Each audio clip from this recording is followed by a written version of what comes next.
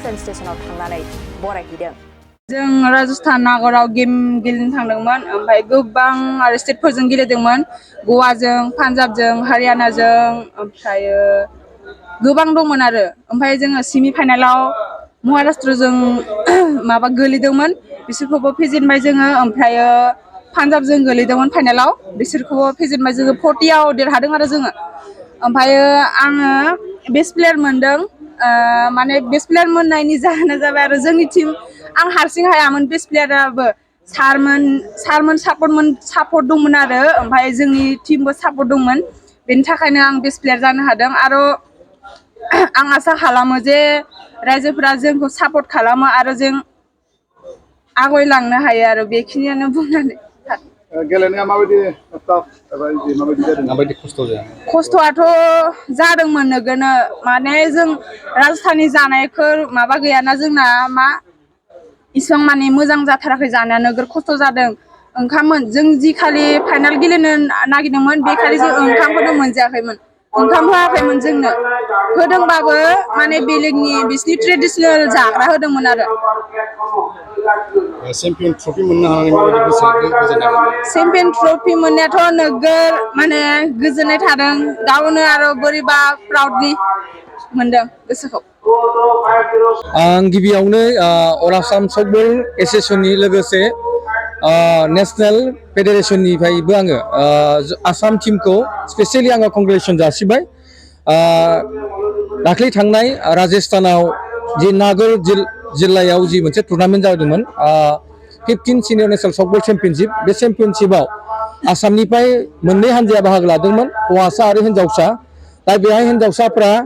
पान्जाबखौ फेजेननानै बिथांमोना चेम्पियनशिप जानो हायो आरो आसामा गासै 40 पइन्ट मोनो आरो बिनि उनाव पान्जाबा 33 अर्थात जोङो 7 पइन्टआव लिड लानानै देरहासार जानो हायो दा बेहाय बिथांमोनखौ आङो जोबोद गोजोननाय मोनो आरो बेजों लोगोसे बेस्ट प्लेयार हिसाबै रन्जु राभाया मोनदों जिहेतु बिथाङा गुटे गासै 22टा स्टेटआ बेहाय पार्टिसिपेट खालामदोंमोन 22टा स्टेटनि गेजेरावबो जोङो जाया लोङा जिहेतु जोंहा हजोंहाय क्लाइमेटआबो बिराद प्रब्लेममोन जानाय लोंनायाबो थिग नङामोन थेवब्लाबो बिथांमोना गावसिनि जानाय लोंनायखौ दोननानैबाबो बिथांमोना गोबां फाइट खालामनानै आरो बिथांमोना जुजिनानै देरहासार जानानै मा होनदों दिनै आसामखौ गौरव खालामनो हादों आरो लोगोसे जोंनि बिटिआर ओनसोलनि साफ्रोमबो रायजो राजाफोरनि अननाय आरो सिबिनायखौ लानानै बिथांमोना दिनै मा होनदों देरहासार जानानै दिनै क'क्राझार रेलवे स्टेसनाव बिथांमोना बाहागो माने मोनफैबाय दा बिथांमोनखौनो जोङो बरायबाय आरो बिथांमोनखौ जों मस्ट वेलकाम जोङो बिटिआरनि जानानै आरो आसामनि जानानै आरो एसएससिनि जानानै जाहाथे बिथांमोना फैगोन समफ्रावबो बिनिफ्राय साबसिन हामसिन आरो बिथांमोना देरहासार जानो हायो मानोना बिथांमोना थांनाय समावबो आसामाव क'क्राझार जिल्लायावनो हाई सेकेन्डारि ग्राउन्डआव जादोंमोन बेहायबो अमेन टीमा मा होनदों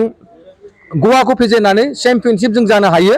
आरो देग्लायबो बिथांमोना कन्टिनिउवास बोसोरनै जाबाय देग्लायबो चेम्पियनशिप जायो आरो जों सानो सकबल होननानै बुङोब्ला गोबां मानसिफ्रा मिन्थिया जानो हागौ नाथाय दा सकबला एशियानाव अलरेडि रिकगनाइज जाबाय आरो जोंनि भारत सरकाराबो बेखौ बावैसोनि उनावनो रिकगनाइज खालामनो थांगासिनो दं जों सानो गोबां मानसिफ्रा बेखौ अनसायनानै लागोन आरो बियो बावैसोनि उनावनो जों मोजां मोनसे मेसेजखौ जों होनो हागोन जाय जोंनि दिनै मा होनो प्लेयार्सफ्रा दिनै हौवासा हिन्जावसाफ्रा दिनै माने थांनाय 2015निफ्राय लानानै दिनैसिम बिथांमोना गावनि रां राशिफोरखौ गारनानैबाबो बिथांमोना खस्थ' खालामनानैबाबो दिनै बे निखिनि पर्दासिम बे लेभेलसिम फैबाय फुटबलाव आइजोफोरनि बिथोराव आरो हौवाफोरनि बिथोरावबो जोङो सेकेन्ड रेंकिंआव दङ मानोना जोङो दुरभाग्य जोंना हौवासाफोरा देरहानांगौ दंमोन नाथाय 2 पइन्टसोनि गेजेराव बिथांमोना मा होनदों क्वार्टार फाइनालाव गानो गोनां जादों आरो आं सानो बिथांमोनाबो फैगोन समाव बिथांमोनाबो निस्सय चेम्पियनशिप जागोन आरो बिथांमोननि थाखायबो आङो कंग्रेचुलेसन जासिबाय आरो बे थानाय जा टीम दङ टीम हिसाबै केप्टेन हिसाबै दैदेनदोंमोन जोंहा मानगोनां महिमा बसुमतारी आरो भाइस केप्टेन हिसाबै जोंहा लाइमोन औवारी आरो जोंहा कच हिसाबै जोंहा बिटु बिथेन केरकाटारि आरो बिथाङा जोंनि एसएससिनिबो जइन्ट सेक्रेटारि दा बिथांखौनो जोङो दायथ' होदोंमोन आरो सासे टीम मेनेजार हिसाबै दंमोन दानस्रां बसुमतारी बिथाङाबो फैगासिनो दं मोनसे ट्रेनजों बिथांमोनखौबो जों बरायगोन निस्सय आं दिनै जोबोद मोजां मोनदों जे दिनै आसामा मा होनदों जोङो गोबां खस्थ'नि गेजेरजोंबाबो दिनै आइजोफ्रा दिनै चेम्पियनशिप खालामनानै लाबोनायनि थाखाय जों आसाम सकबल एसोसिएशननि जानानै बिथांमोनखौ गोसो गोरबोजों बिथांमोनखौ जों बरायनानै लाबाय आरो बिथांमोनखौ फैगोन समफ्राव जाहाथे बिथांमोननि इयुन फिउचारनि थाखाय जाहाथे जों मोजांथार खामानि मावनानै बिथांमोननि इयुन जोलैखौ जाहाथे जों दालांनो हायो बिनि थाखाय जों जेब्लायबो एसोसिएसना खामानि मावबाय थागोन।